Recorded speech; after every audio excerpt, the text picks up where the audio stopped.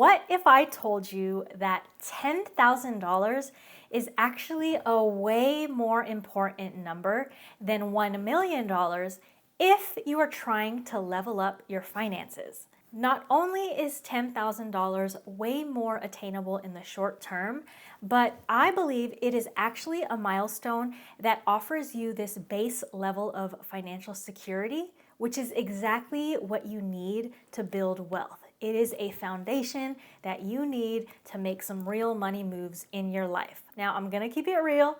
You're not gonna be able to retire off of this amount. You're not gonna be able to quit your job, but there are a significant number of things that happen and change and improve once you hit this milestone of saving up $10,000. In this video, I'm gonna share what changes happen once you have $10,000 saved up. So hopefully that is more than enough motivation to help you keep up your progress. And if you already have $10,000 saved up, I hope that this video gives you perspective about the power that you already have financially.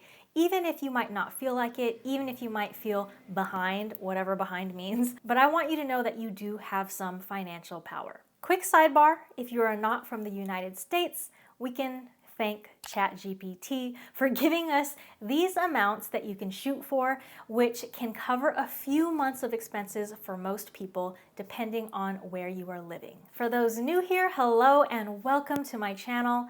My name is Lissa, and I'm a certified financial planner who helps women of color build wealth. I'm gonna say it now and again and again and again. Anyone is welcome here, but I wanna make sure that women of color know that wealth includes them too. Let's jump to the list. The first change that happens once you save $10,000 is, number one, you can cover all emergencies. All right, little asterisk. You can cover 99.99% of all life's unexpected expenses. We all know that life hits us with emergencies, and most of the time, those emergencies come with expenses. Those emergencies can drain our bank accounts, and it can really derail our financial progress. It could be your car breaking down. It could be your pet getting sick. It could be you having to travel for some family emergency. All of these things cost money. In my own personal life, some of the big unforeseen expenses that I've had just in the last year or two are my dog had to get like half of his teeth extracted, which cost a couple $1,000s. I had to get surgery unexpectedly, and now I have to go to pelvic floor physical therapy, which costs a lot. That's a story for another day, but I didn't expect to have to do that. And about 2 years ago, I got laid off from my job. So for many of these things I just mentioned, these examples, having insurance actually is one way to help limit what you have to pay for these emergencies or unexpected expenses. But not everything can be insured, and even with insurance, sometimes you gotta be responsible for deductibles, co-pays, and co-insurance. For example, when you have medical insurance or even auto insurance. This is why when you save $10,000, whether or not you have insurance, you have this cushion, this other cushion of money that ultimately protects you from going into debt, from derailing your financial progress, and it protects you from having to change your lifestyle in a major way, especially during a time of crisis. According to apartments.com, the average rent in the United States is $1,560 per month. Of course, this is going to depend where you live, what state or city you live in, what neighborhood you live in. But in this article, they say that rent averages $887 per month in Oklahoma to $2,613 a month in New York. I just want to share these numbers because even if you live in a more expensive location, $10,000 can typically get you by at least a few months of basic expenses if you were to lose your primary source of income. According to the Motley Fool, outside of housing costs, the average household in America spends $4,320 per month.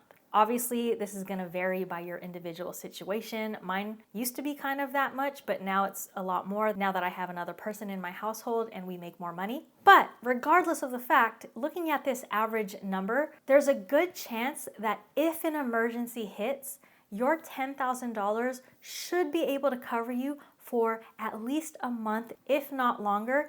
And you got to think about it too. When a crisis occurs, when things change in your life, that might be an opportunity where you bring down your discretionary expenses a little bit, which means your $10,000 can go a longer way. So before I close out this point on the fact that having $10,000 helps you cover 99.9% of unexpected emergency expenses, the other thing I want you to know that you get is peace of mind. That alone is going to help you with your future financial progress. All right, let's move on to number 2 on the list. Here's what else changes when you have $10,000 saved up. You can clear your credit card debt. One of the biggest obstacles to building your net worth and actually building wealth in the long term is when people get stuck in these cycles of high interest debt. It's often things like consumer debt, like credit card debt, and that's where a sum of $10,000 can be a game changer. According to CNBC, the average credit card debt ranges from $2,000 for Gen Z to $7,000 for Gen X, which means credit card debt typically increases over time, and that's largely due to people not being able to get out of the debt. So, on a practical level, if you're holding to all kinds of credit card debt or other high interest debt and you somehow manage to save $10,000, what's really happening is realistically you might not be putting enough towards that debt. I know it's hard to balance financial priorities sometimes, but when you're saving money and you have high interest debt, you kind of want to attack both of them at the same time. But regardless, that's okay. You've gotten to a point where you have somehow saved $10,000 despite having debt, despite having a lot of things going on in your financial life. So now that you have this $10,000, it means that you have this power to either pay off all your debt if you fall within those averages we just mentioned, or to pay off a big chunk of it. Now, I believe having an emergency fund of any size is very important to break out of these cycles of debt. So I don't want you to put that full $10,000 towards your debt. Like, you want to hold on to at least some of it that can get you by in case of an emergency. But what I want you to know is if you fall within those averages of how much credit card debt people have, this high interest debt, you can attack that with your $10,000 in some way. So what you really have is the power to make a meaningful decision. You get to decide, do I want to use a part of it to pay down this debt? Or now that I have $10,000 saved up and I don't got to save to that bucket, maybe I now use all of my extra cash 100% towards paying off the debt, right? There's different ways you can attack it, but now you have the power to make that decision. Ultimately, what it gives you is confidence, which leads me to number 3 on the list. Here's what changes once you have $10,000. You increase your confidence. There is something really, really special about building your savings or building your net worth to a new digit. I want you to think back to when you were a little bit younger and the first time you made or saved up your first $100. Like, how much did that mean to you? Like, now with inflation, I don't know how much we can actually get with $100. We can still get some legit stuff. But what I'm saying is that first $100 meant a lot. Do you remember the first time after that 100 that you were able to save $1,000?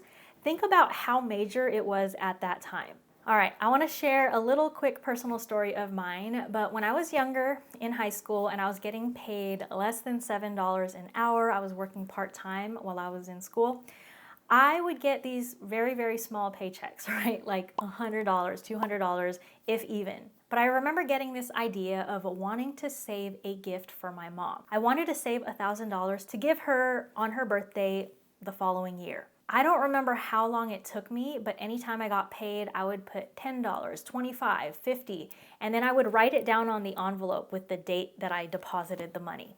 So over time, this list became really huge because it took a lot of deposits to add up to that $1,000. But finally, when I had $1,000 of cash in this envelope, I was able to give it to my mom as a birthday present to show her my appreciation. I remember when I gave her that, she cried. And it wasn't that that $1,000 was life-changing. It definitely helped a lot with bills and things like that. But even though it wasn't life-changing, I think it made her cry because of the effort. Like the effort it took for me to save that much when she knew how much I made, it wasn't a lot, and how much time it took me to do that. But the fact is, I hit that number. I had never saved $1,000 before. So as you can see, once I did that, I had the confidence that I could do it again. And maybe next time I saved $1,000, it wasn't gonna be a gift. It would be something that I could use for something for me. So that was back in the day. It took years later for me to finally be able to save $10,000, which was the next major milestone, in my opinion, after that. So I feel once you hit this $10,000 of savings, it grows your confidence in so many different ways. You might feel like 100,000, that adding that next digit, adding that next zero is kind of out of reach, but it really isn't. And we'll talk about that later in the video. But the point is, if you're able to save that $10,000, my hope is you have confidence that you can do it again and again and again. Which leads me to number 4, you open up the door for investing. Typically when people jump to the next digit, so when you're going from $10,000 of savings or $10,000 of net worth to $100,000, usually this isn't just you saving money from every paycheck until you finally reach $100,000. To make that jump from $10,000 to $100,000 usually involves some type of investing. Now, the reason $10,000 is such a transformative milestone is, like I said earlier, it's often enough to cover a basic emergency fund. It's usually enough to cover any short-term savings needs. It's usually enough to help you pay off high interest debt that might be making it hard to make financial progress.